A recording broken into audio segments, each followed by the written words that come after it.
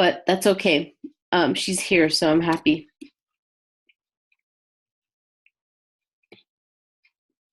So we talked about the Bhagavad Gita last weekend, and we talked about the scenario with Krishna as the charioteer and Arjuna.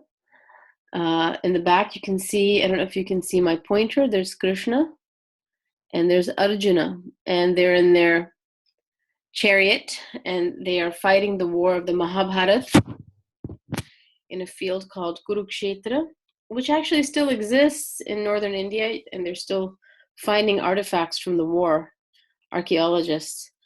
And symbolically, what this represents, this scene, is that the chariot is our body. The chariot is our body, and the person who owns that rath or chariot is the Atman, or the soul. The driver, or the Sarathi, the charioteer of this vessel that we inhabit, this body, or of this chariot, is Buddhi, which is the intellect. The chabuk is the whip here. That's the mind. It has control over the horses, which are the indriyas, or the sense organs. 5 horses, I think there are 4 here in this particular picture, but 5 sense organs, 5 indriyas, right? The mind, which controls the horses with the whip. Then the intelligence, or buddhi, or intellect, which controls the mind, all housed within the body, which is the charioteer, and the Atman is the soul. Okay?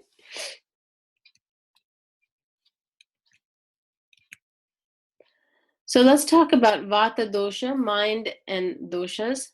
We'll go through each dosha one by one. So Vayu, or Vata, it governs all the movements of the body and the mind. We know that we talked about Vata and its subdoshas earlier. So this is going to be a review. Vata is the controller and motivator of the mind. It restrains and impels mental activities as well. So Vata subdoshas related to the mind are prana, udana, vyana, and apana. So let's go through each of these one by one and talk about how these subdoshas are related to the mind. So prana, which is in the head, what does it do? It helps expectoration, so coughing up, spitting out, inspiration, ingestion, swallowing of food. And here you see words like kshavatu, which is even things like sneezing, udgara, which is exclaiming. All of these things prana facilitates. And that's what it does at the level of the body. At the level of the mind, it controls all the senses, which are the indriyas. It controls and governs the mind. It forms the link between the body and the mind. It directs the intelligence, or the intellect, the buddhi. And it promotes all normal mental activities. So you probably see this buddhi, and it reminds you of Buddha or Buddha. And so they're all related. Buddha, bodh, all of bodhisattva, all of those are related to a common stem word, a root word in Sanskrit. So buddhi is the word for intellect. Okay? Udana resides in the chest. It's related to, let me go back to Make sure I'm not missing anything. Udana resides in the chest. It is related with speech, strength, thyroid, particularly because the udana is also comes up into the throat, also with expressing yourself through speech. Sometimes, a lot of times, people who have udana that is blocked are not good at expressing themselves, or they may have thyroid issues. Energy and inspiration, as well as facial expression. So udana comes out, up and out is kind of the action of udana. So it helps in expressing emotions. It is responsible for memory, recall, and supports the mind. And again, all of these pranas and vayu and its subdoshas, they're all linked. So it's not, they work together. Vyana is situated in the heart.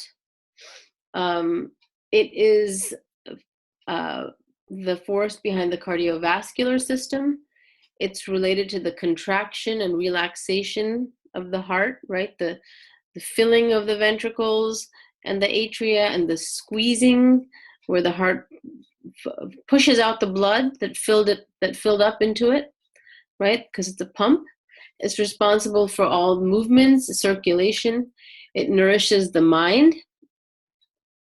It imparts speed to thoughts and actions. And then apana is located in the pelvic region. It is related with the excretion of waste products.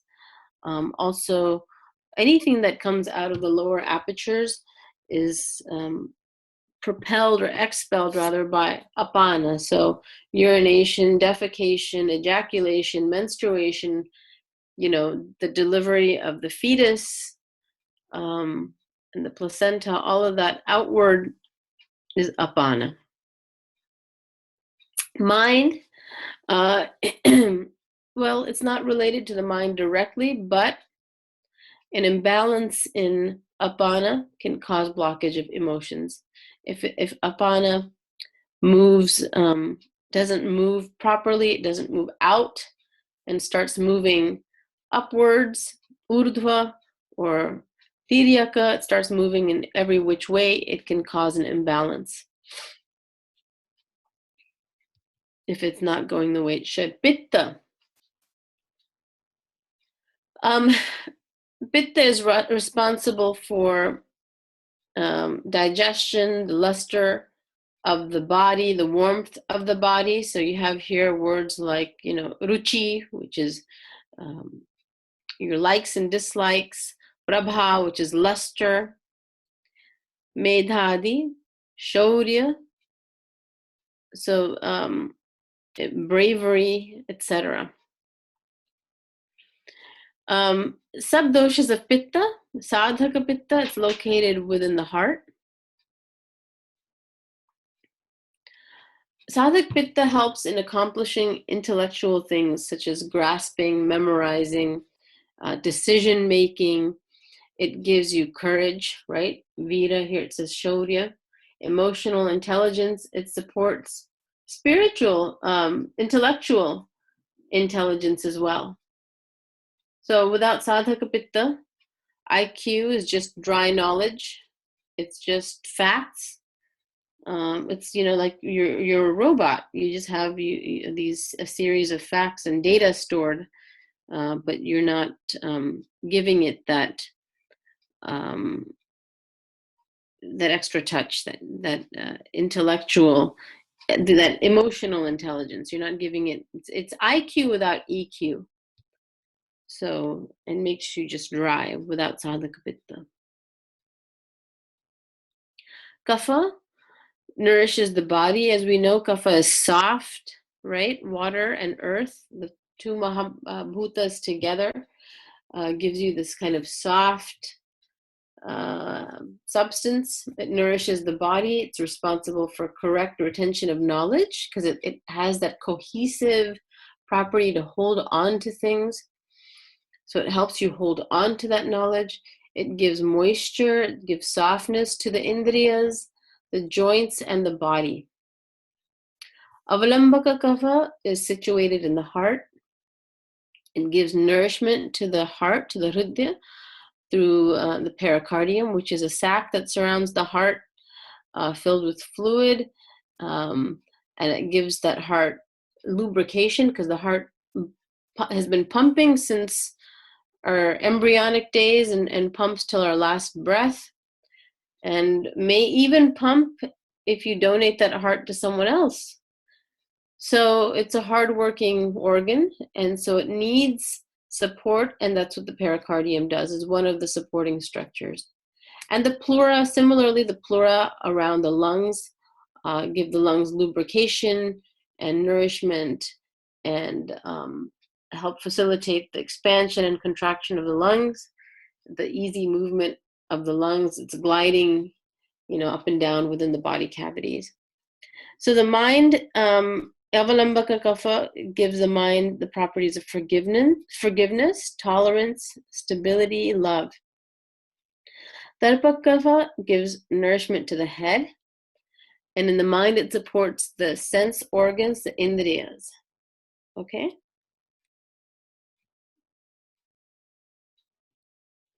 Then you have mental disorders versus physical disorders on this slide. So let's talk about physical. Sharira vyadhi. Sharira is body. Vyadhi is disease or disorder. These are diseases due to the imbalance of the three doshas, exhibiting physical signs and symptoms, okay? Such as amla pitta, which is acidity, kasa, which is cough. So these are disorders on the physical level.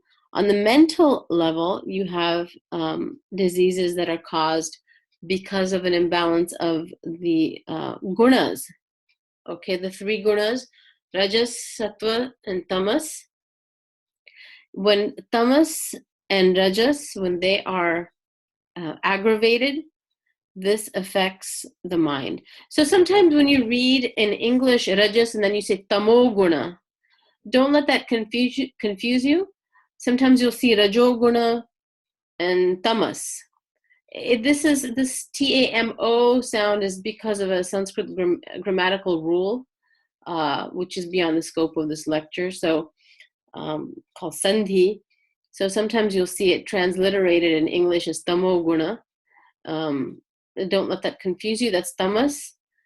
Similarly, rajoguna is rajas guna. Okay?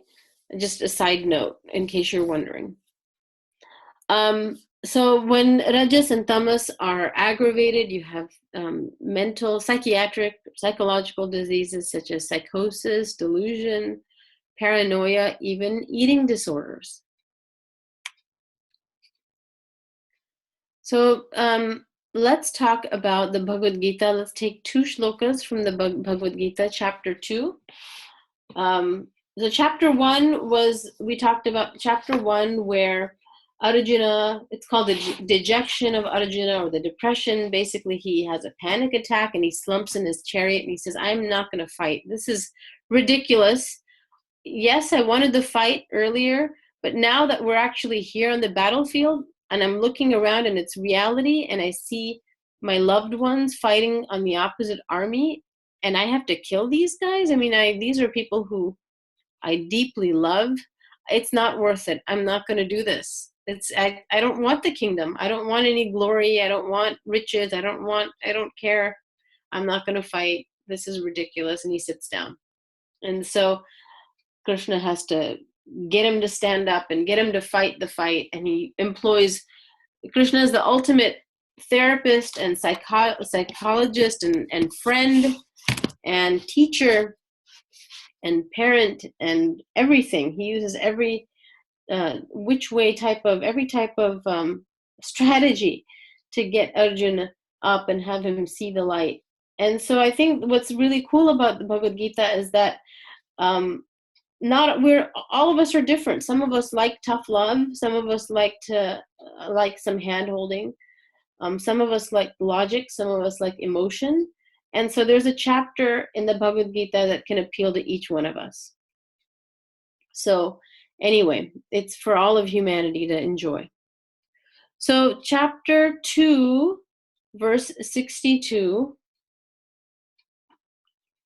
says, Dhyato Vishayan Pumsaha Tejupajayate, Teshupajayate. I'm so sorry. Dhyato Vishayan Pumsaha Teshupajayate. I can't read the English. I'm going to actually read the Sanskrit because the English is tripping me up. Let me find the Devanagari here in my Gita, here on my table. Dhyato Vishyam Pumsaha Sangas Teshupajayate Sangat Sanjayate Kamaha Kamat Krodho Bijayate. This is a famous shloka, especially the second line. Sangat Sanjayate Kamaha Kamat Krodho Bijayate. It's become one of those idioms in speech that if you just quote in normal day-to-day speech, it's part of the language. For a man who dwells on the objects of the senses, attachment to them is created, is born. And then from attachment, you have desire. Desire is born, and from desire, anger is born. Srila Swami Prabhupada, in his translation, says, while contemplating the objects of the senses, one develops attachment for them. From such attachment, lust develops, and from lust arises anger. So this could be, well, we'll give an example after this. Krodhat bhavati sammoha, sammohat smriti vibhramaha. Smriti,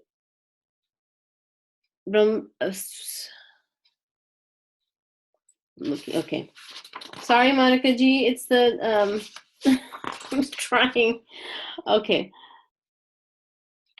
Because the sub Smriti Bhramsad, I'm going to look at and see, it's a Sha in Devanagari. Okay, Smriti Bhramsad, Buddhinasho, Buddhinashat Pranashyati. See, if you look at the English, this S looks like an S, but it's really a Sha. Same here, so I need to not look at the English. Note to self. Krodhat bhavati sammoha, sammohat, smriti vibhramahat. Smriti Bhramshat, Buddhinasho, Buddhinashat, Pranashyati. So from anger, Prabhupada translates, from anger you have delusion, and from delusion you have bewilderment of memory. When memory is bewildered, intelligence is lost, and when intelligence is lost, one again falls into the material pool. So from anger you have delusion, okay? From delusion, you have the loss of memory. And then from the loss of memory, you have destruction of that discriminatory power. And once that is gone, you're lost. You have nothing to guide you. So a lot of times the example